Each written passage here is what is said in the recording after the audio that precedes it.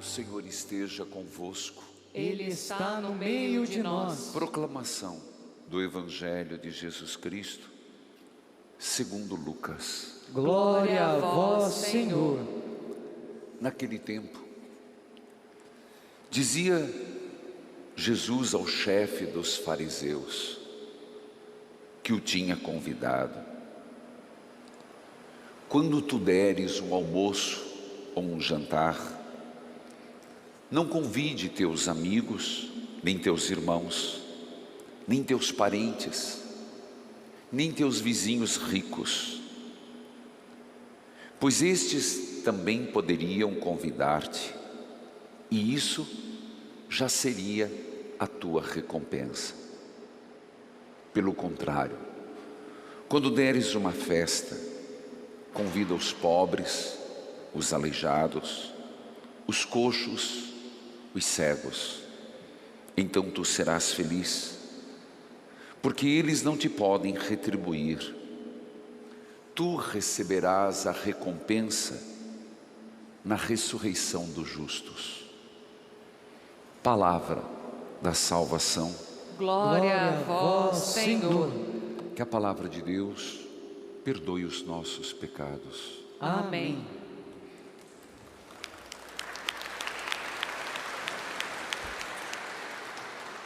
Queridos filhos e filhas neste santuário, a você que me acompanha por todo o Brasil, pelas redes sociais, é possível no mundo inteiro.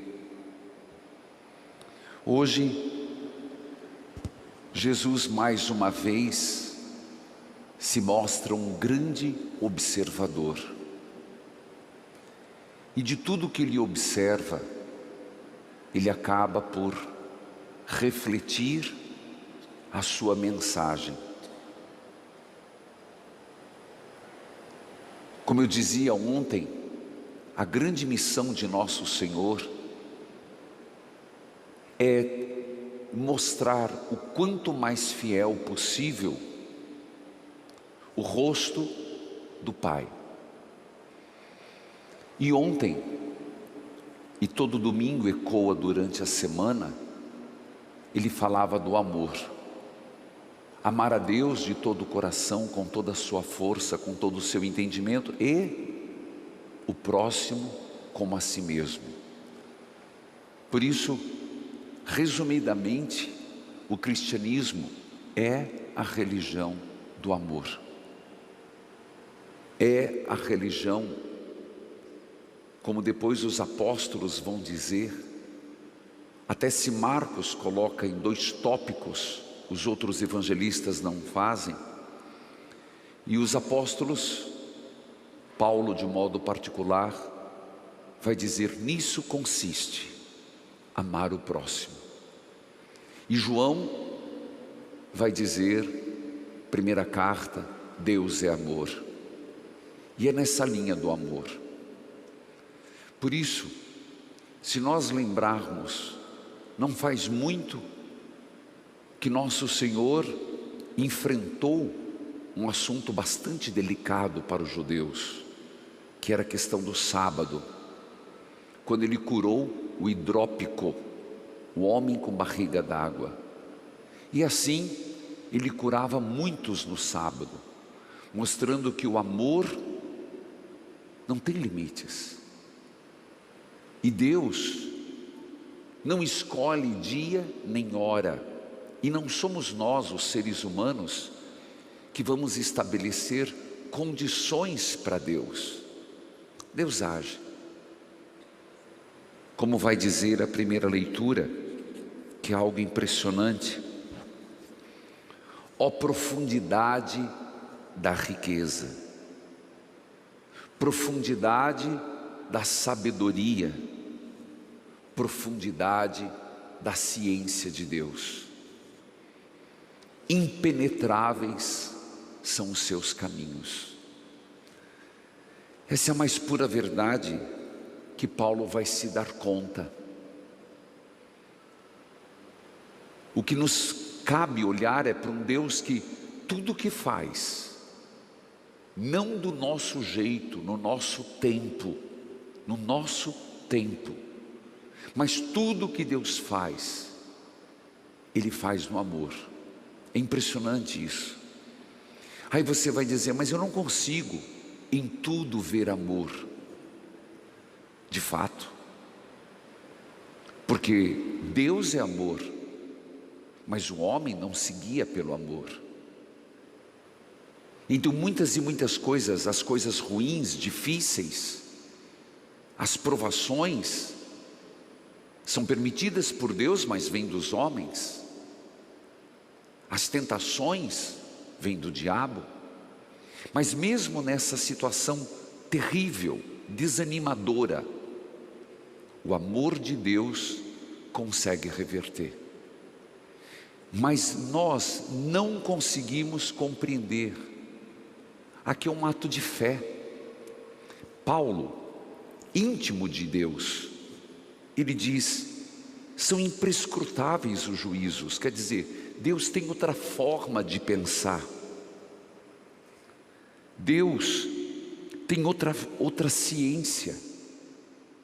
Foge à nossa compreensão. Da nossa parte, de um lado a aceitação, a confiança. Não é a mera aceitação porque não tenho o que fazer. Eu confio no Senhor e por isso aceito. Eu espero no Senhor, por isso confio. E aí, se a fé gera a confiança a esperança, a esperança na paciência. Como são inescrutáveis teus pensamentos, Senhor. Eu não os entendo. Aí nós temos que lembrar Jó, de uma forma muito simples, mas um homem de fé. Deus deu, Deus tirou, louvado seja Deus. Entender Jó, que quando do dia para a noite viu sua vida bagunçada, todos se rebelaram contra Deus, mas ele se manteve fiel a Deus. Se aplica a ele. A profundidade da riqueza, da sabedoria, da ciência de Deus, nós não alcançamos. Mas Jesus, como disse, tudo que eu vos falo eu ouvi do meu Pai. Ninguém vai ao Pai senão por mim. Então, melhor do que ninguém, Ele podia revelar quem era Deus. E hoje, Ele mostra mais um aspecto. Jesus era observador. E Ele recebeu muitos convites. E Ele aceitava. Ia comer, ia beber, conversar, aproveitar a oportunidade para evangelizar, simples assim, sem muita cerimônia. Jesus aceitou. Não vamos criar em Jesus Cristo algo que Ele não foi. Um homem simples e de bom trato, mas firme nas posições. E quando Ele chegou, Ele via que as pessoas estavam muito preocupadas, primeiro com os primeiros lugares e depois com quem se convida. Gente, vamos pensar, é natural. Você vai fazer uma janta, você convida os familiares, você convida os amigos, você convida quem é importante para você. Essa é a lógica nossa. Então, quando Jesus coloca a antítese, coloca o oposto, Ele tem um ensinamento. Qual? Gratuidade. Se pudermos dizer, qual é a mensagem do Evangelho hoje? É: Deus age na gratuidade. Por quê, Padre? Explico. Quando Ele diz, quando fores fazer uma janta, um almoço, convida os pobres, os aleijados, os coxos, os cegos, então tu serás feliz. Ora, então aqui ele está dizendo uma bem-aventurança. Então ele está mostrando algo que nos faz feliz. Se vamos ou não fazer no dia a dia, ninguém vai convidar coxos, aleijados, cegos. Mas o que é que o Senhor está dizendo aqui? Haja na gratuidade. Gratuidade, uma palavra um tanto fora de moda. Mais do que nunca hoje, gratuidade. Fazer sem esperar de volta. Amar sem querer retorno.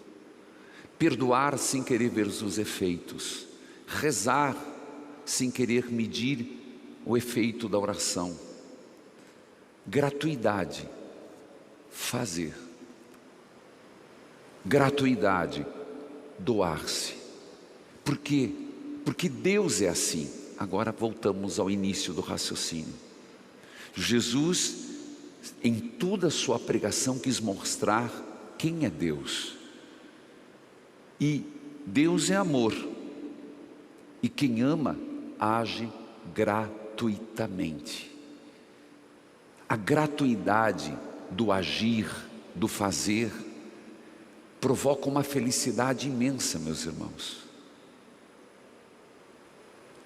E Jesus diz assim, muito simples: se você faz um carinho para alguém que possa te retribuir, essa pessoa vai te retribuir.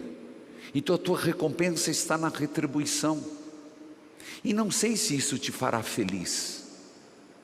A maior felicidade, e aqui entra a bem-aventurança, é agir na gratuidade. Então, se hoje nós temos algo a pedir a Deus: Senhor, fazei-me agir mais na gratuidade. E isso, meus irmãos, implica nosso dia a dia. Por que vou fazer? Faço porque faço. Por que vou dar um copo d'água? Faço porque faço. Por que vou escutar fulano? Fulano é chato. Por que eu vou ficar escutando essa pessoa? Faço porque faço. Um ato de amor. Aí você entende quando nosso Senhor diz: se alguém te pedir uma túnica, dê também o manto. Se alguém te pedir para andar 1 quilômetro, ande 2. Você entende essa cultura da gratuidade que Deus é? Porque alguém mereceu o amor de Deus? Não. Fizemos por merecer a graça da vida? Não. Fizemos por merecer a morte de nosso Senhor para a nossa salvação? Não. Como diz o Salmo em Hebreus: o que é o homem para que Deus nos ame tanto? Fizemos por merecer, para que o homem, tendo decaído no pecado, e portanto entrou a morte no mundo, recebêssemos de novo a graça da eternidade? O ser humano fez muito pouco, quase nada. E nada o que fazemos não acrescenta ao que Deus é. O amor sim, não acrescenta.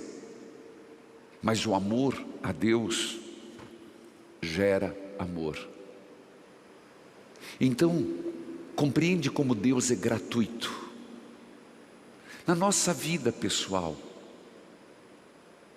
nas nossas consolações, apesar dos nossos pecados, dos nossos erros, das nossas decisões erradas,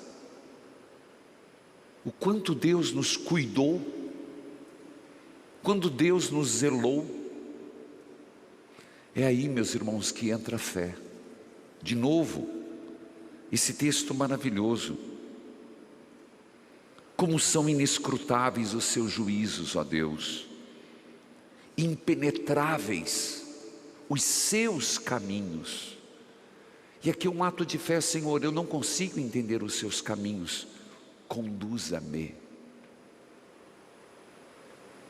Eu não consigo compreender os seus caminhos, só assim, conduza-me. Ou você acha que nosso Senhor tinha plena clareza do caminho para Jerusalém? Que o Senhor tinha clareza plena do que ele passaria? Se era Anás, se era Caifás, se era Pilatos, se era Herodes? Não tinha.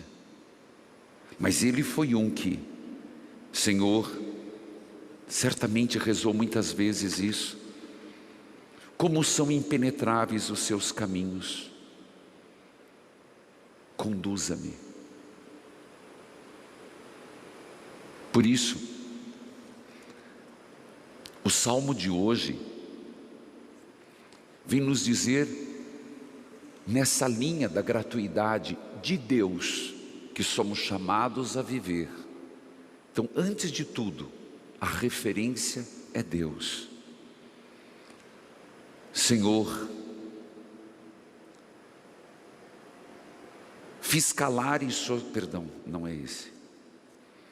Pobre de mim, sou infeliz e sofredor. Que vosso auxílio me levante, Senhor. Cantando eu te louvarei, agradecido exultarei de alegria. Respondei-me, ó Senhor, por vosso imenso amor, gratuidade. E aqui, quando a gente vai rezar, eu não consigo mais rezar sem no final dizer: por teu amor. Perdoe-me por teu amor. Dai-me essa graça por teu amor. Nas minhas orações, e não sou modelo para ninguém, mas eu não consigo rezar se não tiver essa palavra: por teu amor ou por tua misericórdia. Continua o salmo: pois nosso Deus atende a prece dos seus pobres e não despreza o clamor dos cativos. Sim, Deus virá salvar, Deus virá reconstruir Judá, Deus virá e nele fixaremos sua morada. Filhos, é essa gratuidade do nosso agir, pensar, querer. Ainda muitos poderiam se perguntar: mas padre, não deveria hoje estar celebrando todos os santos? Já o falei no rádio, mas não me canso de dizer: se você olhar até no site do Vaticano, hoje é dia de todos os santos. Inclusive eu postei já como intenção no Instagram. Mas para a melhor celebração do povo de Deus, a solenidade litúrgica fica para domingo. Mas não podemos deixar de lembrar que hoje é dia de todos os santos. Por quê? Porque teologicamente, liturgicamente, pedagogicamente, ele está no dia certo. Porque amanhã nós lembramos dos nossos falecidos. Amanhã é um dia onde, como igreja orante, peregrina, mas certa da triunfante, nós somos chamados a oferecer missas, terços, visita ao cemitério pelos nossos falecidos. Mas ora, compreendamos como enfrentar amanhã o dia da morte, sem lembrar que a morte não é um fim. todos os santos.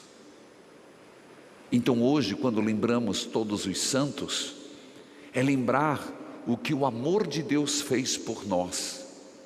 Abriu as portas da morte, dando-nos a eternidade. Propositalmente, hoje é dia de todos os santos, para que eu e você, por mais que a solenidade litúrgica é domingo, lembremos que o fim nosso não é aqui. Ó insondável tesouro dos céus, ó impenetrável pensamento de Deus, quem pode compreender? Mas Deus, no seu pensamento onipotente, motivado pelo amor da própria Santíssima Trindade, não podia deixar o homem no caos, não podia deixar o homem entregue à morte. Então Ele nos chama à vida com Ele. Bem-aventurados os santos, aqueles que oficialmente reconhecemos virtudes de santidade, mas santos também anônimos, que nunca terão o nome na ladainha dos santos, mas que com certeza levaram uma vida justa, honesta, de amor e de gratuidade. Portanto, faça essa lembrança da grande importância que é todos os santos, para que um dia eu e você também possamos estar no coro dos santos glorificando a Deus. Isso nos dá coragem para olhar para a morte amanhã, de lembrar de nossos pais que já não estão conosco, de milhares e milhares que morreram na Covid, mas também para onde nós caminhamos, porque não caminhamos para um final, caminhamos para um recomeço. É isso que a fé nos ensina. Mas por fim, ainda quero dizer fé, confiança. Uma última palavra: como são impenetráveis os seus caminhos, eu não os compreendo, mas conduza-me, Senhor. Amém.